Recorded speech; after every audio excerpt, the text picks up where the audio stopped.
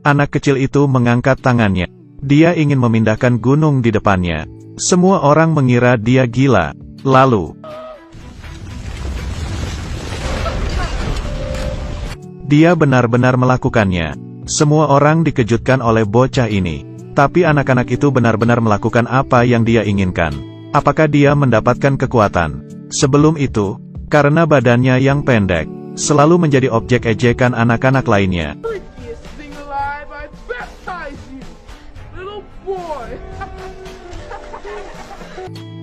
Dia tidak memiliki teman. Dari kecil sampai dewasa, satu-satunya temannya adalah ayahnya. Ayahnya mengantarnya, memberinya pertemanan yang terhangat. Tapi itu di periode kedua. Kekacauan. Ayahnya harus ke baris depan untuk berpartisipasi. Anak kecil itu langsung bergegas pergi. Memeluk kaki ayah itu erat-erat. Dia tidak mau meninggalkan ayahnya. Tapi itu tidak dapat mengubah apapun. Dia menggunakan uang simpanannya, membeli sepatu kesayangan ayahnya. Ada juga 2 tiket untuk pertunjukan sulap. Dia percaya bahwa ayahnya akan kembali kepadanya. Tapi ada polisi datang ke rumahnya, memberinya pesan. Ayahnya berpartisipasi dalam perang, ditangkap oleh Jepang. Tidak tahu masih hidup atau mati. Semangat keluarga ini langsung runtuh. Anak itu sangat kecil saat mendengar berita itu. Tidak mau makan atau berbicara. Dia pergi ke pertunjukan sulap itu sendirian. Di sini, anak laki-laki itu mendapatkan kembali kepercayaan dirinya. Pesulap mencari orang yang dapat membantunya, bekerja sama dengan pertunjukannya. Satu-satunya anak laki-laki yang tidak mengangkat tangannya dipilihnya. Pesulap memintanya untuk mengangkat tangannya, menghadapi botol di depannya. Pindahkan botol itu ke depanmu dengan kekuatan pikiranmu. Penonton terus menertawakannya. Tidak percaya dia bisa melakukannya. Wajah-wajah yang tertawa.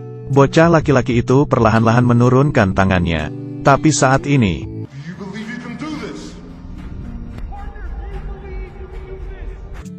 anak laki-laki itu ingat apa yang dikatakan ayahnya. Dia mengangkat tangannya lagi, melihat botol itu dengan kuat. Aku bisa memindahkan botolnya. Botol itu bergerak ke depannya. Dia melakukannya. Penonton terdiam. Lalu ada tepuk tangan untuknya. Saat itu anak kecil itu mendengar pendeta berkata, "Jika kalian memiliki iman sebesar biji sesawi, kita bahkan bisa memindahkan gunung. Jika kalian bisa memindahkan gunung, maka tidak ada yang tidak mungkin. Biarkan kompetisi ini berakhir. Biarkan orang yang kita cintai kembali." Perumpamaan tentang iman. Lalu anak kecil itu menemukan cara untuk ayahnya kembali. Jadi dia benar-benar mencuri sebiji sesawi. Dia percaya, selama dia bisa memindahkan gunung, ayahnya bisa kembali kepadanya dari medan perang. Anak kecil itu memungut batu, melemparnya ke rumah, mengenai jendelanya. Kakaknya menyalakan sebuah molotov, siap untuk membakar rumah ini. Karena di rumah ini, hidup seorang orang Jepang. Mereka membenci orang Jepang. Karena ayah yang di medan perang ditangkap oleh orang Jepang. Toko ini juga menolak untuk melayani orang Jepang. Tapi tindakan mereka gagal. Kakaknya dimasukkan ke penjara. Adik laki-laki itu juga dibawa kepada pendeta untuk mengaku dosa. Anak kecil itu memberitahu pendeta, dia dapat memindahkan botol itu. Dia ingin kemampuan untuk memindahkan sebuah gunung. Pendeta itu meminta dia untuk menunjukkan dia memindahkan botol. Anak kecil itu mengangkat tangannya lagi.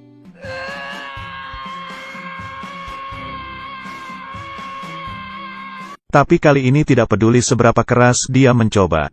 Botolnya tidak bergerak. Akhirnya pendeta ini memindahkan botolnya. Dia tergerak oleh kegigihan anak kecil itu. Dia mengeluarkan sebuah buku. Beberapa hal tercantum di atas. Memberinya makanan, memberi akomodasi untuk tunawisma, mengunjungi pasien, mengubur orang yang mati. Akhirnya pendeta itu memberikan dia sesuatu. Bertemanlah dengan Hashimoto. Selesaikan saja tugas-tugas di atas. Anak laki-laki ini yakin dapat mendapatkan kekuatan super. Meskipun anak laki-laki itu benar-benar tidak puas dengan hal terakhirnya. Tapi demi ayahnya, dia mengetuk pintu Hashimoto. Minta maaf apa yang dia lakukan sebelumnya. Tapi Hashimoto mengabaikannya. Dia membeli minuman lain untuk Hashimoto. Hashimoto berbalik dan membuangnya ke tempat sampah. Dia tidak menyerah.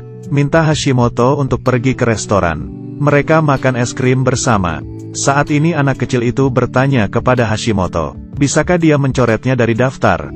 Tapi Hashimoto tidak mau, karena dia tahu, anak laki-laki itu tidak menganggapnya sebagai teman sejati. Baru-baru ini, orang-orang di restoran mempermalukan Hashimoto. Dia tidak memelihara pertemanan ini. Hari ini anak kecil itu diganggu lagi, karena dia berjalan bersama dengan orang Jepang. Hashimoto melihatnya, membawanya pergi. Ketahui arti sebenarnya dari daftar ini. Hashimoto memutuskan untuk membantunya. Dia membawa bocah laki-laki itu ke rumah sakit untuk mengunjungi seorang pasien. Mengingatkan untuk mengunjungi kakaknya di penjara. Mengambil tunawisma. Secara bertahap, mereka menyelesaikan hal-hal di daftar ini bersama-sama. Hashimoto benar-benar sudah menganggapnya teman. Diundang oleh seorang anak kecil. Pulang untuk makan. Dalam suasana yang cukup harmonis. Hashimoto mengatakan apa yang dia pikirkan di dalam hatinya. Aku memiliki wajah dari negara musuh. Tidak peduli, tapi di sini adalah rumahku. Tidak peduli aku bukan dari sini. Dan saat ini, dia mengambil pistol dan mengusir Hashimoto keluar dari rumahnya. Bocah itu tidak peduli dengan pandangan orang lain lagi. Dia menganggap Hashimoto benar-benar sebagai temannya. Tapi yang lain, semua menganggap Hashimoto sebagai musuh. Kakaknya juga sama, dia melihat adiknya dan musuhnya jalan bersama. Dia marah. Jika kamu ingin melakukan sesuatu untuk ayahmu, kalau aku bisa. Jika aku bisa mengembalikan ayah kembali. Tapi kakaknya tidak tahu. Semua yang dilakukan anak kecil ini, semua untuk menguatkan imannya, supaya ayahnya kembali. Dia berjalan ke tengah jalan, melihat gunung itu. Dia mengangkat tangannya, berkonsentrasi ke gunung itu. Setelah mengerahkan semua kekuatannya, tanahnya bergetar besar, rumah-rumah juga mulai bergetar. Kemudian, semuanya kembali tenang. Anak laki-laki itu tercengang melihat tangannya. Dia benar-benar melakukannya. Semua orang terkejut olehnya. Mulai hari ini, anak laki-laki itu tambah percaya lagi. Dia bisa membawa ayahnya kembali. Dia berdiri di pantai, menghadap ke laut, mulai menggunakan sihirnya. Dia bertahan hari demi hari. Dia benar-benar percaya, ayahnya pasti akan kembali. Dia juga menjadi fokus perhatian semua orang. Mereka menyaksikan kegigihan bocah ini, tergerak oleh imannya. Akhirnya hari ini telah tiba. Wanita itu membaca berita di koran. Jam 5.50 kemarin. Hiroshima dihancurkan oleh bom atom. Kodenya Little Boy. Semua orang dengan senang hati memberitahu anak kecil itu. Kamu melakukannya, tapi ayahnya tidak datang. Tapi pemberitahuan kematian. Ayahnya mati di medan perang. Anak kecil itu di depan batu nisan. Melihat foto ayahnya sangat menyakitkan. Memegang foto itu erat-erat di pelukannya. Dia tidak dapat menerimanya. Mengapa begitu banyak usaha? Ayahnya pergi selamanya. Menyelesaikan hal terakhir di dalam daftar. Dia meninggalkan daftar itu untuk ayahnya. Dia memiliki keyakinan yang kuat, hanya tidak menduga, untuk mengucapkan selamat tinggal kepada ayahnya. Dia sering duduk sendirian di tepi pantai, merindukan ayahnya, juga menanggung ini diam-diam. Tiba-tiba seseorang datang ke rumahnya. Sebenarnya, informasi tentang ayahnya ada yang salah.